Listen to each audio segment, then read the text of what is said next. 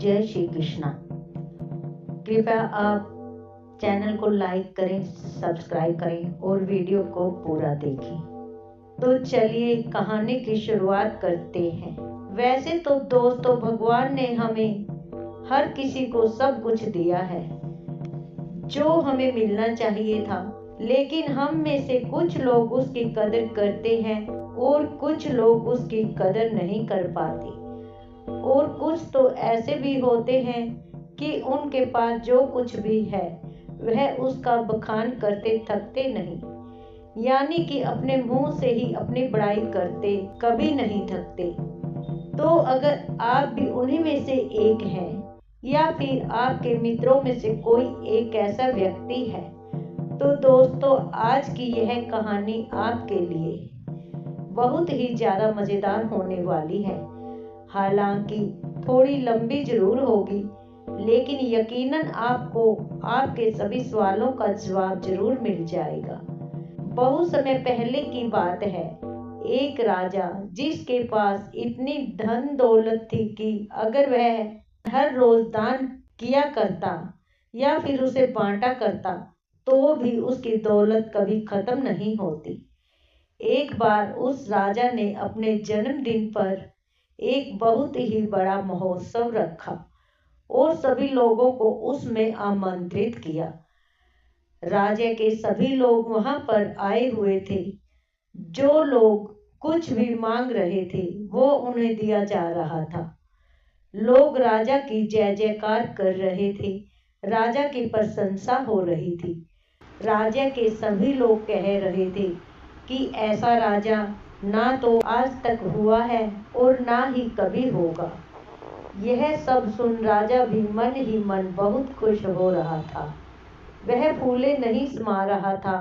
तभी राजा ने अपने राज्य में आए हुए सभी लोगों से कहना शुरू कर दिया कि मेरे पास इतनी जमीन है कि मैं भी नहीं जानता और उसे कोई भी नाप नहीं सकता, किंतु मेरे पास एक ऐसा अभूतपूर्व है, उसमें कोई भी शत्रु कभी भी नहीं घुस सकता।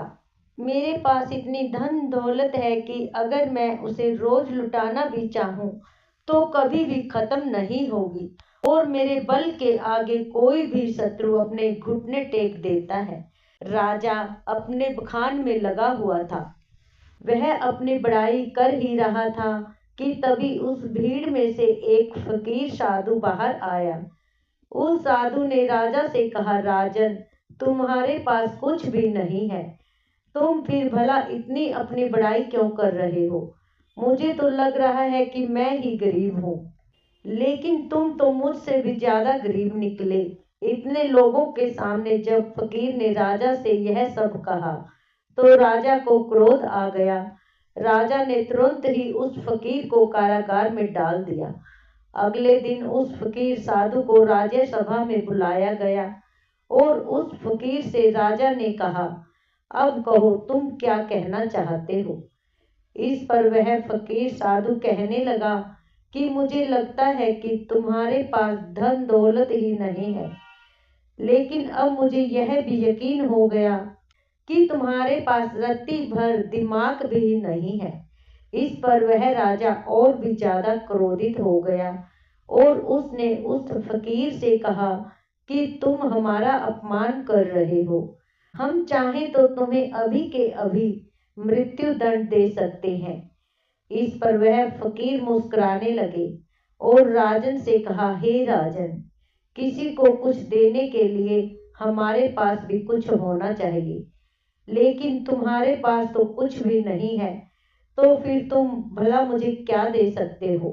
इसलिए तुम अमीर होना चाहते हो, तो ठीक है, तुम अपने घर चले जाओ और अब इसकी चिंता करना बिल्कुल छोड़ दो।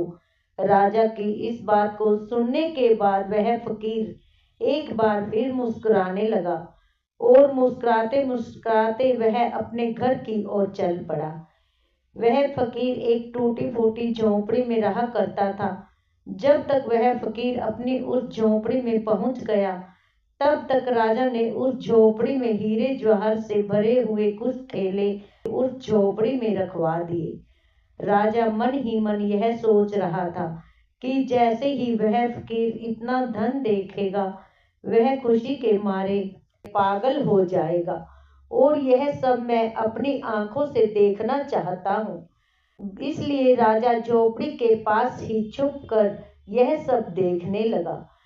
कुछ देर बाद जब वह फकीर अपनी झोपड़ी में आया तो उसने देखा कि हर तरफ हीरे ही हीरे फैले हुए थे और उसके सोने के लिए भी कहीं पर जगह नहीं थी। इस पर उस फकीर ने उन थैलों को निकालकर अपनी झोपड़ी से बाहर फेंक दिया और अपने सोने के लिए जगह बनाई। उनमें से एक थैला जो बच गया था उसे अपने सिर के नीचे रखा और फिर वह उसी पर सो गया। राजा यह सब देखकर बड़ा ही आश्चर्यचकित था कि भला यह फकीर कहीं पागल तो नहीं है। इतने सारे धन के थैले रखे हुए थे, उसमें से उसने एक भी नहीं देखा। सारे के सारे थैले उठाकर उसने फेंक दिए, मानो धन की थैलियां हो ही ना, किसी ने कचरे की थैलियां वहां पर रख दी हो। यह सब राजा सोच ही रहा था कि तभी राजा के मन में एक और विचार आया। उसने सोचा कि लगता है फकीर कारगार में रहकर थक चुका है, उसे नींद आ रही थी, जिस वजह से उसने यह सारी थैलियां उठाकर बाहर फेंक दी। लेकिन जैसे ही वह उठेगा तो इन थैलों के अंदर जब इतना सारा धन देखेगा तो वह जरूर खुशी के मारे पागल हो जाएगा और जो कुछ भी थैले उसने बाहर फेंके हैं वह भी उठाकर अपनी झोपड़ी में ले जाएगा। अब राजा उस फकीर के उठने का इंतजार करने लगा। देखते ही देखते एक पहर बीत गया। वह फकीर नींद से उठा और उसने देखा कि आसपास जो भी थैलियां बची थी उसे भी उठाकर उसने बाहर फेंक दिया और साथ ही साथ वह यह भी कह रहा था, और यहाँ पर किसने इतना सारा कूड़ा कचरा डाल दिया है। उस फकीर ने अपनी झोपड़ी की साफ सफाई की और फिर बाहर आगे की ओर चल पड़ा। राजा बड़ा ही आश्चर्यचकित था। वह सोच रहा था कि लगता है शायद इसे धन की आवश्यकता नहीं है, इसे कुछ और ही चाहिए, जिसके पीछे इस दुनिया के अधिकांश लोग पागल हैं और वह सब कुछ चाहिए। राजा ने उस फकीर के आने से पहले उसकी व्यवस्था उस झोपड़ी में करवा दी और फिर फकीर के आने का इंतजार करने लगा। कुछ समय बाद जब वह फकीर वापस आया, अपनी कुटिया में अंदर की ओर प्रवेश किया तो उसने देखा कि कुछ लड़कियां फकीर का इंतजार कर रही थी, जो बिल्कुल जवान थी, जिनके अंदर यौवन कूट कूट कर भरा हुआ था। वे सब अपनी अदाओं से उस फकीर को लुभाने की कोशिश करने लगी। तभी फकीर ने उन सब की तरफ ध्यान से देखा और कहा, बेटियों तुम यहाँ पर आई हो तो खाना खा कर जाना, मैं सभी के लिए खाना बनाता हूँ। उस फकीर ने सभी के लिए भोजन बनाया और सभी को भोजन भी खिलाया। वहां पर उपस्थित जितनी भी लड़कियां थी अब उनके पास कहने के लिए कुछ भी नहीं था। तभी उन फकीर ने कहा कि हमारा मन साफ होना चाहिए, तन से कुछ नहीं होता, और हमारा मन तब साफ होगा जब हमारा मन स्थिर होगा। मन की चंचलता हमें लूट लेती है, हम भटकते हैं और सिर्फ भटकते ही रह जाते हैं। लेकिन अगर मन शांत होगा, स्थिर होगा, तो हम उन ऊंचाइयों को पा सकते हैं जिसकी आपने कभी भी कल्पना न की हो। सभी लड़कियों ने एक एक करके उस फकीर का आशीर्वाद लिया और वहां से चल पड़ी, मानो वह सभी लड़कियां अपने पिता से मिलकर घर वापस जा रही हों। राजा यह सब देख रहा था और उसे यह सब देखकर बड़ा ही आश्चर्य हुआ। राजा एक बार फिर से सोच में पड़ गया कि आखिर इस फकीर को क्या चाहिए। इसने धन नहीं लिया, इसने उन स्त्रियों को भी खाना खिलाकर भेज दिया, तो फिर ऐसी कौन सी चीज है जो इस फकीर को खुश कर सकती है, जो इस फकीर को चाहिए। बहुत देर सोच विचार करने के बाद राजा के मन में एक नया विचार आया और वह सोचने लगा कि एक ऐसी चीज है जिसके लिए लोग परेशान होते हैं, जिसके लिए लोग षड्यंत्र भी रचते हैं और जिंदगी भर इसे पाने की कल्पना करते हैं, लेकिन यह सबके भाग्य में नहीं होता। यह सब सोच विचार करने के बाद राजा फकीर की झोपड़ी में चला गया। फकीर ने जैसे ही राजा को देखा, उसने राजा से कहा, हे राजन, आइए, आपका स्वागत है।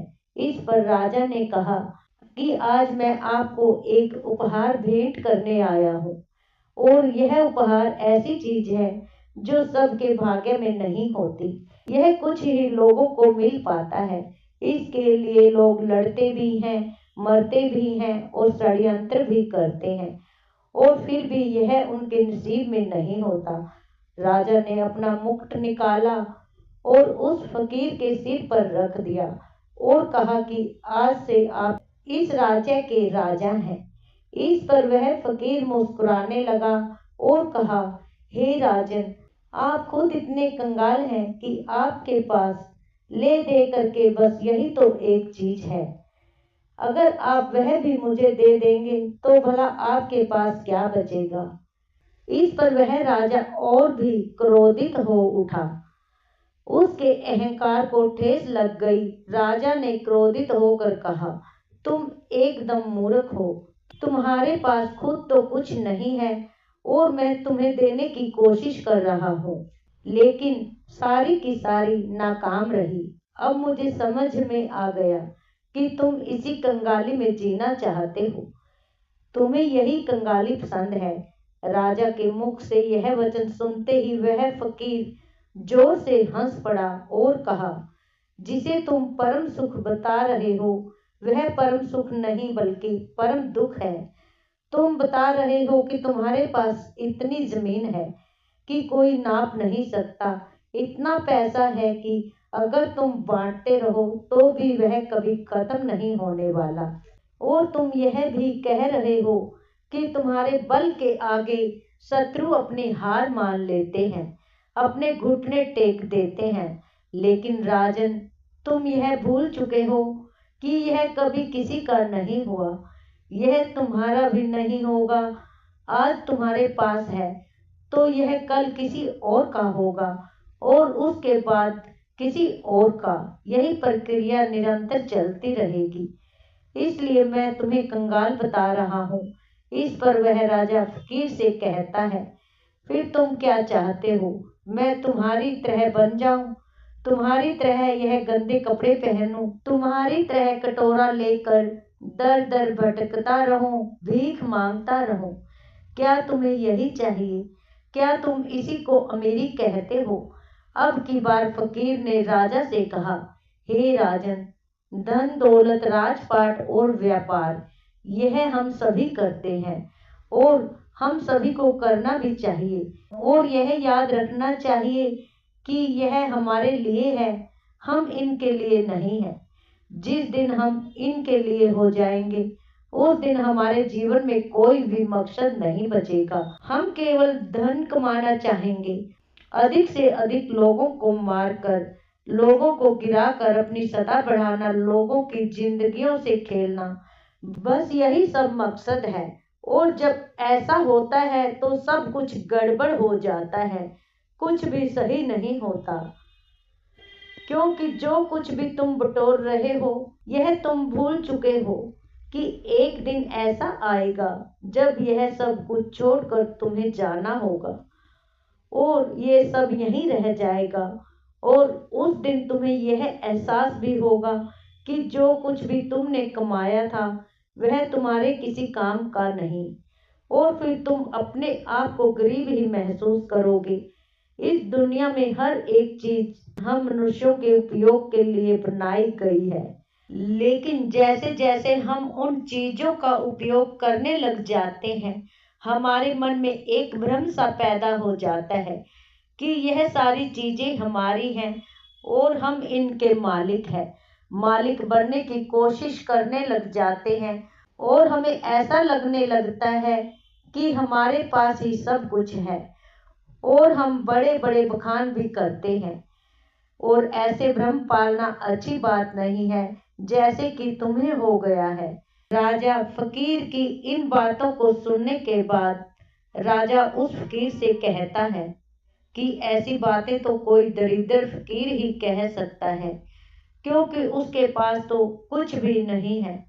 वह गरीब है और गरीबी में ही जिएगा और गरीबी में ही अपनी सांसें छोड़ देगा। राजा की इस बात को सुनते ही वह फकीर एक बार फिर से जोर जोर से हंस पड़ा और कहा, हे राजन, तुम्हारे पिताजी इस समय मृत्यु शैया पर लेटे हुए हैं। जाओ और उनसे पूछो कि उन्होंने अब तक क्या कमाया है। उस फकीर की बात को सुनने के बाद वह राजा तुरंत ही अपने महल लौट गया और अपने पिता के पास गया। वहां उसने देखा कि उनके पिता की तबीयत काफी ज्यादा खराब हो चुकी थी। राजा ने अपने पिता से पूछा, पिताजी, मैं आपसे यह जानना चाहता हूँ कि आपने आज तक क्या कमाया है। आपने आज तक क्या क्या इकट्ठा किया है। इतना बड़ा राज्य है, इतनी धन दौलत है, इतना यश है, और मेरे जैसा एक पुत्र भी है। क्या आपने यह सब कमाया है। अपने बेटे की बात को सुनने के बाद राजा के पिता ने कहा, बेटा, जब तक मेरे हाथ पैर सही सलामत थे, काम कर रहे थे, तब तक मुझे भी ऐसा ही लगता था। लेकिन आज जब मैं इस हालत में हूँ और मुझे यह पता है कि बहुत ही जल्दी मैं मृत्यु को प्राप्त हो जाऊंगा, तब मुझे ऐसा लग रहा है कि जैसे आज तक मैंने कुछ भी नहीं किया। मैं अपने आप को बिल्कुल खाली महसूस कर रहा हूँ। जो कुछ भी मेरे पास है उसमें लालच है, षड्यंत्र है, क्रूरता, बेईमानी, धोखेबाजी। वास्तविकता में यही सब मैंने कमाया है। यही है जो कुछ मैंने अपने पूरे जीवन में कमाया है और इसी को इकट्ठा किया है। इसके अलावा और मेरे पास कुछ भी नहीं है और ना ही इसके अलावा मेरे साथ कुछ और जाने वाला है। आज मुझे खुद पर हंसी आ रही है। इस महल में मेरे साथ कितने ही ऐसे लोग थे जिन्हें मैं अपना कहता था, जिनसे मेरा लगाव था, लेकिन आज वह सब मेरे साथ नहीं। यहाँ तक कि तुम भी मेरे साथ नहीं हो। इतना बड़ा मूर्ख और कौन हो सकता है। पिता के मुख से यह सारी बातें सुनकर राजा के मन को बड़ी ठेस लगी। उसे बड़ी तकलीफ हुई। वह तुरंत ही उन फकीर के पास वापस लौटा और उस फकीर से कहने लगा, जो तुम कहते थे वह बिल्कुल सही है। तुम कह रहे थे कि मैं कंगाल हूँ, मैं गरीब हूँ और मेरे पास देने के लिए कुछ भी नहीं है। तुम बिल्कुल सही कह रहे हो, लेकिन मैं अमीर बनना चाहता हूँ और मैं अपनी अमीरी लोगों में बांटना चाहता हूँ। तो यह मैं कैसे कर सकता हूँ ताकि मैं अपने अंतिम समय पर यह कह ना पाऊँ कि मेरे पास कुछ भी नहीं है। राजा की इन बातों को सुनने के बाद फकीर ने राजा से कहा कि तुम्हारे पास जो कुछ भी है, धन दौलत वैभव, इन सभी को सही ढंग से उपयोग करो और तुम अमीर हो जाओगे अगर तुम सही उद्देश्य के साथ अपने कार्य करते रहोगे, तो उसका फल भी तुम्हें अच्छा ही मिलेगा। इस पर वह राजा फकीर से कहता है कि आखिर इसमें सही क्या है, आप ही यह मुझे बताइए। राजा की इस सवाल का जवाब देते हुए फकीर कहते हैं कि धन कमाओ और धन के मालिक बनो, लेकिन याद रखना कि कभी भी धन को अपना मालिक मत बनने देना। तुम राजा हो तो राजा के अपने कार्य को पूरा करो, प्रजा का ख्याल रखो, लेकिन प्रजा को लूट कर अपना धन, अपना वैभव मत बढ़ाओ। अपनी प्रशंसा खुद मत करो। ऐसे कार्य करो जिससे लोग तुम्हारी प्रशंसा करें, और जिस दिन लोग तुम्हारी प्रशंसा करना शुरू कर देंगे, उस दिन समझ जाना कि तुमने अपने जीवन में कुछ अच्छा कमाया है जो तुम्हारे साथ जा सकता है। इस संसार में सभी भौतिक चीजों से अपने आप को जोड़ना छोड़ दो, क्योंकि यह सारी चीजें नश्वर हैं और यहीं पर रह जाएंगी, जैसे कि तुम भी नश्वर ही हो। तुम आए तो अकेले ही थे, लेकिन तुम अपने साथ अपने कर्म लेकर जाओगे। यह अच्छे हो सकते हैं या फिर बुरे भी हो सकते हैं। और आखिर में अंतिम समय आने पर हमें यह एहसास होता है कि हमने सब कुछ कमाकर भी कुछ नहीं कमाया, हमारे साथ सिर्फ हमारे कर्म रह जाते हैं। तो दोस्तों चलिए अब अपनी नींद को पूरी तरह से योग निद्रा के माध्यम से ध्यान में कैसे परिवर्तित करना है और ब्रह्मचर्य में कैसे सुबह जल्दी उठने की आदत लगानी है, इस विषय पर अगली कहानी की शुरुआत करते हैं। दोस्तों कहते हैं, जिन लोगों की नींद मृत्यु के समान शांत और स्थिर हो जाए, उन लोगों का हर सुबह एक नया जन्म होता है।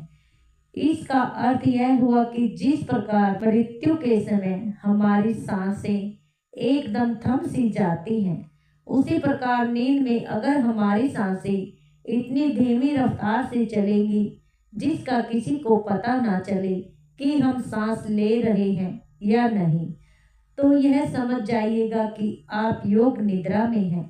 योग निद्रा का अर्थ यह हुआ कि आपकी नींद ही आपके लिए ध्यान बन चुकी है, और यदि एक बार आप योग निद्रा में पहुंच गए तो आपको ब्रह्मृत में जागृत होने का प्रयास कभी नहीं करना पड़ेगा, क्योंकि एक साधारण व्यक्ति की नींद 8 घंटे की होती है और वहीं पर जो व्यक्ति योग निद्रा में होता है उसकी नींद केवल 4 से 5 घंटों की ही होती है। इसी कारण यदि आप योग निद्रा में होंगे तो आपका अपना शरीर ब्रह्म मुहूर्त में बिस्तर छोड़ देगा, और यदि आप भी अपनी नींद को योग निद्रा की नींद बनाना चाहते हैं, अपने आप को ब्रह्म मुहूर्त में उठाना चाहते हैं, तो इसके लिए आपको एक बात समझनी बहुत जरूरी है, और वह यह है कि अपने शरीर के साथ जबरदस्ती हमें नहीं करनी चाहिए। अगर आप जबरदस्ती करके किसी तरह से तरह तरह के उपकरणों का इस्तेमाल करके यदि आप ब्रह्म मुहूर्त में उठ भी जाते हैं तो आपकी नींद पूरी नहीं होगी, आपका शरीर थका होगा और आपका ध्यान भी पूरी तरह नहीं लग पाएगा। इसलिए यदि आप किसी तरह से ब्रह्म मुहूर्त में जबरदस्ती उठ भी जाते हैं तो आप ब्रह्म मुहूर्त की उस समय की ऊर्जा का भरपूर उपयोग नहीं कर पाएंगे, और वहीं पर यदि हम जबरदस्ती करके किसी तरह से ब्रह्म मुहूर्त में उठ भी जाते हैं तो इसका अर्थ यह है कि हमने अपने शरीर को तनाव दिया है, जबरदस्ती हमने इसे उठाया है, जिस कारण हमारा पूरा दिन तनाव में ही बीतेगा। हम दिन भर थका हुआ महसूस करेंगे और हमारा मन भी किसी कार्य में नहीं लग पाएगा। यदि आप वास्तव में ब्रह्म मुहूर्त में उठना चाहते हैं तो इसकी तैयारी आपको पिछली रात को ही करनी होगी। जैसे कि मान लीजिए आप हर रोज रात को 8 बजे तक खाना खा लेते हैं और उसके बाद 9 बजे तक आप सोने की तैयारी कर लीजिए। आपको यह समय निश्चित रखना होगा। नियमित तौर पर आपको हर रोज 9 बजे ही सोना होगा। 9 बजे आपको अपने बिस्तर पर पहुंच जाना है, शांत होकर स्थिर होकर सो जाना है। और एक बात याद रखना, जब आप इस अवस्था में होंगे तब आपके मन में किसी प्रकार के कोई विचार नहीं होने चाहिए, जैसे कि आज मैंने यह काम नहीं किया, आज मैंने वह काम नहीं किया। यदि मैंने इस कार्य को आज कर लिया होता तो कल मेरे ऊपर इतना दबाव ना होता। आपके दिन भर के सारे काम दिन भर में छूट जाने चाहिए। यदि आप व्यापार करते हैं तो आपके व्यापार के सारे काम वहीं रह जाने चाहिए। इस स्थिति के दौरान आपके मन में ऐसे कोई विचार नहीं आने चाहिए जिससे आप और आपकी नींद पर प्रभाव पड़े, फिर चाहे वह कार्य आपके लिए कितना भी जरूरी क्यों न हो, क्योंकि एक अच्छी नींद लेना अति आवश्यक होता है, जिससे हमारा शरीर ऊर्जावान बना रहता है, ताकतवर बना रहता है। गहरी नींद के मुकाबले और कोई काम जरूरी नहीं होता, क्योंकि धनी से धनी लोग भी धन तो बड़ी सरलता से कमा लेते हैं, लेकिन वह उससे अपनी रातों की नींद नहीं खरीद सकते। और यदि मान लीजिए आपने 9 बजे का समय तय कर लिया है, क्या आपको ठीक इसी समय पर सोना है, तो इसके लिए आपको करीबन 2 घंटे पहले से ही इसकी तैयारी शुरू कर देनी चाहिए। यदि आप ऐसा सोचते हैं कि मैंने 9 बजे ही भोजन कर लिया और 9 बजे ही बिस्तर पर चला जाता हूँ और उसके बाद मुझे गहरी नींद आ जाएगी, तो यह आपका वहम है। क्योंकि यदि आप सच में योग निद्रा का आनंद लेना चाहते हैं, तो इसे अपने जीवन में उतारना चाहते हैं, तो आपको करीबन 2 घंटे पहले से इसकी तैयारियां शुरू कर देनी चाहिए। इसके लिए आप जितना जल्दी भोजन कर लेंगे उतना अच्छा। मान लीजिए कि आप 9 बजे सोना चाहते हैं, तो आप तकरीबन 7 बजे भोजन कर लें, जिससे आपको अपने खाने को पचाने के लिए थोड़ा समय मिल जाए। लेकिन क्या आपने कभी यह देखा है कि जैसे ही हम खाना खाते हैं, उसके कुछ देर बाद ही हमें नींद आने लगती है? ऐसा इसलिए होता है क्योंकि हमारा शरीर उस खाने को पचाने के लिए अपनी पूरी ऊर्जा लगाने के लिए तैयार हो जाता है, और ऐसे समय पर हम थकावट महसूस करते हैं और हमें नींद आने लगती है। और ऐसे समय पर हमारे शरीर को अधिक आराम की आवश्यकता होती है, और जब हम सो जाते हैं तो नींद में हमारा शरीर यूं ही काम करता रहता है। वह उस खाने को पचाने में जुटा रहता है जो हम सोने से पहले खाकर सोए थे। इसलिए आप रात्रि का भोजन जितनी जल्दी कर लेंगे, उतने ही जल्दी आपका भोजन पच जाएगा और आप एक गहरी नींद ले सकेंगे। आयुर्वेद के हिसाब से हमें रात्रि का भोजन सूरज के ढल जाने से पहले करना चाहिए, और आयुर्वेद में यह भी कहा गया है कि रात्रि का भोजन जितना हल्का होगा, उतना ही हमारा शरीर ऊर्जावान होगा, उतनी ही जल्दी हमारा शरीर उसे पचाने में सक्षम होगा। इसलिए हमेशा कोशिश करें कि रात्रि में हमेशा हल्का भोजन करें। लेकिन आजकल हम में से सभी लोग तरह तरह के तरल पदार्थों का इस्तेमाल करते हैं, तरह तरह के तेलों का इस्तेमाल करते हैं, ताकि वह अपने खाने को और भी ज़्यादा स्वादिष्ट बना सकें। लेकिन इससे हमारे खाने को पकाने में और भी ज़्यादा समय लगता है। जिस भोजन को पकने में ज़्यादा समय लगता है, वह भोजन उतना ही ज़्यादा पचने में भी समय लेता है, और इसी के विपरीत जिस भोजन को पकाने में कम समय लगता है, वह भोजन उतना ही हल्का होता है और हमारे शरीर के लिए उतना ही ऊर्जावान भी होता है। हमारा शरीर इस भोजन को बड़ी आसानी से पचा लेता है और हमारे शरीर को भरपूर ऊर्जा जल्द से जल्द मिल जाती है। अगर हम कुछ उदाहरण लें, तो आप ही पर यदि चावल की बात की जाए, तो इसे पकाने में कम समय लगता है और यह बहुत हल्का भी होता है, और इसे पचने में हमारे शरीर को भी बहुत कम मेहनत करनी पड़ती है, जिससे हमारे शरीर की ऊर्जा बहुत कम खपत होती है। इसी प्रकार खिचड़ी, चावल, उबली हुई सब्जियां, यह सब हल्के खाने में आते हैं, और वहीं पर रोटी, घी, तेल इत्यादि जैसे यह सारे भारी खाने में आते हैं, जिन्हें पचाने में हमारे शरीर को ऊर्जा लगानी पड़ती है और हमारे शरीर को इसे पचाने में अधिक समय लगता है। और आप लोगों ने यह भी देखा होगा, जब हम में से अधिकांश लोग भारी भोजन करते हैं, तो उन्हें नींद बहुत देर तक आती है।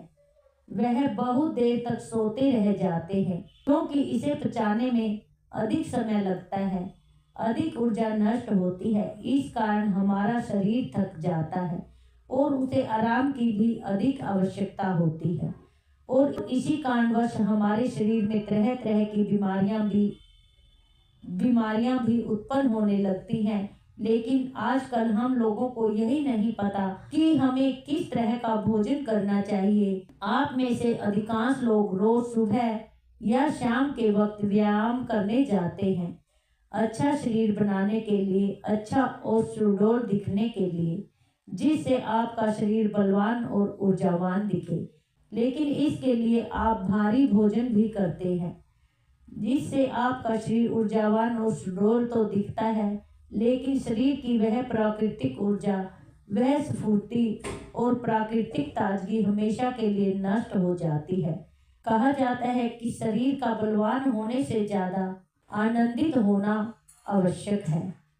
यह बात बिल्कुल सच है कि हर मनुष्य को व्यायाम करना चाहिए, जिससे उसका शरीर स्वस्थ और सुडौल बना रहता है, रोग मुक्त रहता है। लेकिन हमें उतना ही व्यायाम करना चाहिए जिससे कि हमारा शरीर थके ना और हमारे शरीर को कम से कम आहार की जरूरत पड़े, जिससे हमारा शरीर प्राकृतिक तौर पर ऊर्जावान बना रहता है।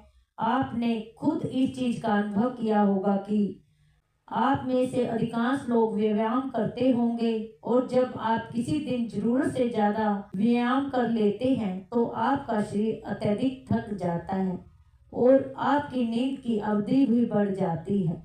इसी कारणवश हमारे शरीर को ज्यादा आराम की जरूरत पड़ जाती है और हम इस पर ध्यान नहीं दे पाते। इसलिए जब अगले दिन हम उठते हैं तो हमारा शरीर थका हुआ होता है, हमारे शरीर के अंदर हमें ऊर्जा कम महसूस होती है। लेकिन जो व्यक्ति समझदार है वह लोग यह जानते हैं कि हम चाहे शरीर के लिए कितना भी व्यायाम क्यों ना कर ले, इसे चाहे कितना भी बलवान क्यों ना बना ले, लेकिन एक ना एक दिन तो इसे मिट्टी में ही मिलना है। और यही बात यदि हम अपने मन को समझाने में सफल हो जाते हैं तो इससे बड़ी जीत हमारे लिए और कुछ नहीं हो सकती, क्योंकि मन को समझाने से बड़ा काम इस दुनिया में कुछ हो ही नहीं सकता। जो व्यक्ति अपने मन पर काबू पा लेता है उसे समझाने में कामयाब हो जाता है। समझ लीजिए कि उन्होंने अपने जीवन पर विजय प्राप्त कर ली, उन्होंने अपने आप पर विजय प्राप्त कर ली, क्योंकि हमारा मन ही हमें भटकाता है, हमारा मन ही हमें लुभाता रहता है, हमारा मन ही दूसरों को प्रभावित करने में लगा रहता है। बलवान दिखे और वह लोगों को प्रभावित कर सके, जैसा कि आजकल हम सभी तरह तरह के विज्ञापनों में देखते हैं, उसे देखकर हमारा मन भी उसी तरह के काम करने लग जाता है। हमारे मन को भी वही चाहिए, हमारे मन को भी लोगों को प्रभावित करना है, जिस कारण हम भी उसी राह पर चल पड़ते हैं। लेकिन हम कभी भी नहीं सोचते कि अगर हमारा समाज साधु संतों ऋषि मुनियों की तरह अपने आप को आकर्षण बनाने में ध्यान दे तो शायद हम व्यायाम से कहीं ज्यादा ध्यान को देते, उसे महत्वपूर्ण समझते।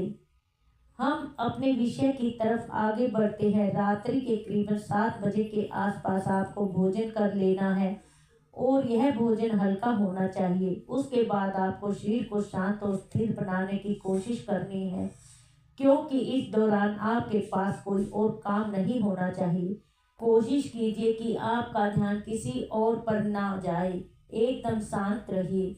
जो भी आपने आज किया, जो भी वस्तुएं आपने देखी हैं, सोची हैं, सुनी हैं, उन्हें वहीं पर छोड़ दीजिए, क्योंकि वह सारी चीजें आपको अगले दिन फिर वहीं पर मिल जाएंगी। और उसके बाद अपने कक्ष की ओर आगे बढ़े। अपने कक्ष में जो भी सुगंध आपको पसंद हो उसका इस्तेमाल कर सकते हो, या कोई धूप बत्ती या कोई भी परफ्यूम आप इस्तेमाल कर सकते हो। उसके बाद अपने कमरे की रोशनी को धीमा कर दीजिए और मन को शांत करने के लिए, स्थिर करने के लिए कोई शांत संगीत लगाकर उसे ध्यान पूर्वक सुन सकते हैं। इसके बाद आप बिस्तर पर लेट जाइए और किसी भी प्रकार के उपकरणों का इस्तेमाल न करें। सोते वक्त अपने मन में अपने आप से कहें कि मुझे ब्रह्म मुहूर्त में उठना है, और इसे आपको बड़े ही ध्यान पूर्वक कहना है। आपका पूरा ध्यान केवल इन्हीं शब्दों पर होना चाहिए। यदि आप सुबह 4 बजे उठना चाहते हैं तो आप कह सकते हैं कि मुझे कल 4 बजे उठना है। हे प्रभु, मेरी इसमें मदद कीजिए, मुझे अगली सुबह 4 बजे उठा दीजिए, क्योंकि आप ही इस सृष्टि के कर्ता धर्ता है। इसलिए मैं आपके भरोसे एक गहरी नींद लेने जा रहा हूँ और मुझे पूरी उम्मीद है कि आप मुझे कल 4 बजे अवश्य जगा देंगे। अपने मन में यह भाव बनाए रखें और इसी भाव के साथ आप गहरी नींद में चले जाएं। आपको ऐसा पूरे 21 दिनों तक करना होगा। उसके बाद आप खुद ही एहसास कर पाएंगे कि जब आप नींद में थे तब भी आपको आपके आसपास क्या हो रहा है इन सब का ज्ञान था। आप नींद में भी जगे हुए थे और अब आपका जागरण पूर्ण हुआ और अब आप योग निद्रा में प्रविष्ट हो चुके हैं।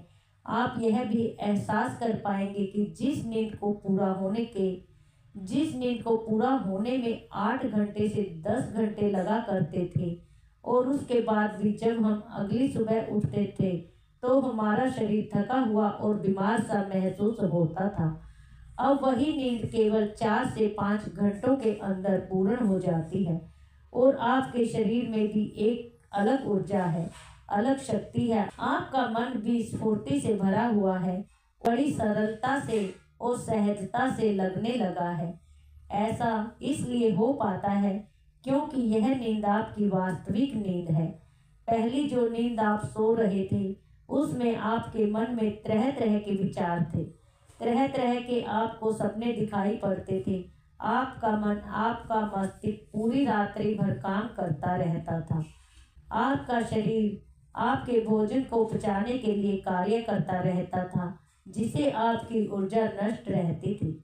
इस कारणवश जब आप उस नींद से उठते हैं तब भी आपका शरीर उसी प्रकार थका हुआ, हारा हुआ और कमजोर दिखाई पड़ता था। लेकिन जब आप इस प्रक्रिया का इस्तेमाल करेंगे तो उसके बाद ना तो आपके मन में कोई विचार आएंगे, ना ही आपका शरीर थका हुआ होगा और ना ही आपके शरीर को किसी प्रकार के किसी भी क्रिया करने की कोई जरूरत पड़ेगी। आपका मन, आपका दिमाग पूरी तरह से शांत होगा और अब अगली सुबह उठेंगे तो आपका शरीर पूरी तरह से ऊर्जावान बना रहेगा। आप किसी भी कार्य को पूरे मन और लगन के साथ पूरा करेंगे, ना ही आपको आलस्य आएगा और ना ही आप थकेंगे और ना ही आपको पूरे दिन भर किसी प्रकार का कोई तनाव महसूस होगा। आपका पूरा दिन तरोताजा रहेगा। आपके लिए नए दिन की शुरुआत होगी। आप हर काम में आनंद लेंगे। योग निद्रा में पहुंचने के बाद आपका ध्यान करना भी अधिक सरल हो जाता है। आप बहुत जल्दी ही गहरे ध्यान में उतर जाते हैं। रात को योग निद्रा लेने के बाद ब्रह्म मुहूर्त में किया गया ध्यान सबसे लाभकारी होता है। इसलिए जब भी आप योग निद्रा से उठे तो कोशिश कीजिएगा कि कम से कम 1 घंटा आप ध्यान के लिए अवश्य निकालें। ध्यान ही वह मार्ग है जिससे आप उस असीम शक्ति को समझ पाएंगे, उसे पहचान पाएंगे, उस विराट रूप को देख पाएंगे। आप उसे देख पाएंगे जो इस कण कण में बसा हुआ है। आप वह सब कुछ देख पाएंगे, समझ पाएंगे जो आज तक इन शास्त्रों में लिखा गया है। इन शास्त्रों का निचोड़ अब आपको ज्ञात हो जाएगा, जो आज तक यह ऋषि मुनि हमें सिखाते रहे, जिस पर पूरा अध्यात्म टिका हुआ है। हमारे वेद, शास्त्र और ज्ञान यह सब कोई पढ़ने या रटने की चीजें नहीं है, यह तो अनुभव है। इसका हमें अनुभव ही करना चाहिए। यदि आप इसे रटने का प्रयास करते हैं तो आप कुछ भी हासिल नहीं कर सकते। इसका आपके जीवन पर कुछ असर नहीं होगा। यह ज्ञान केवल आपके मस्तिष्क के ऊपरी भाग और मन के ऊपरी भाग पर ही रहेगा। यह कभी आपके मन को प्रभावित नहीं कर सकेगा, जिस कारण यह हमारे मन में एक तनाव पैदा करेगा, जिससे हमारे जीवन में भी तनाव उत्पन्न होने लगेगा। लेकिन यदि आप इन चीजों का अनुभव करते हैं तो यही ज्ञान, यही वेद, यही शास्त्र आपके लिए आनंद का कार्य करेंगे। आपको हर जगह आनंद की अनुभूति होगी। आप केवल हर जगह वास्तविकता को देख पाएंगे, सत्य को समझ पाएंगे, सत्य को जान पाएंगे और आपका जीवन भी सरल और सूक्ष्म होने लगेगा। दोस्तों, मैं उम्मीद करती हूँ कि यह कहानी सुनने से आपके जीवन में अच्छे बदलाव आए होंगे। आपको इस वीडियो से क्या सीखने को मिला, यह कमेंट करके जरूर बताएं और अपने परिवार, दोस्तों और अपने करीबी सभी के साथ यह कहानी शेयर करें, उन्हें भी इस ज्ञान से परिचित करवाएं। बाकी अगर आपको यह वीडियो अच्छी लगी है तो लाइक ज़रूर कर देना। और आपने अब तक इस चैनल को सब्सक्राइब नहीं किया है तो कृपया सब्सक्राइब जरूर कर दीजिएगा। आपका हर दिन शुभ हो, खुशियों भरा हो, जीवन में आनंद भरा रहे। धन्यवाद। हरि ओम।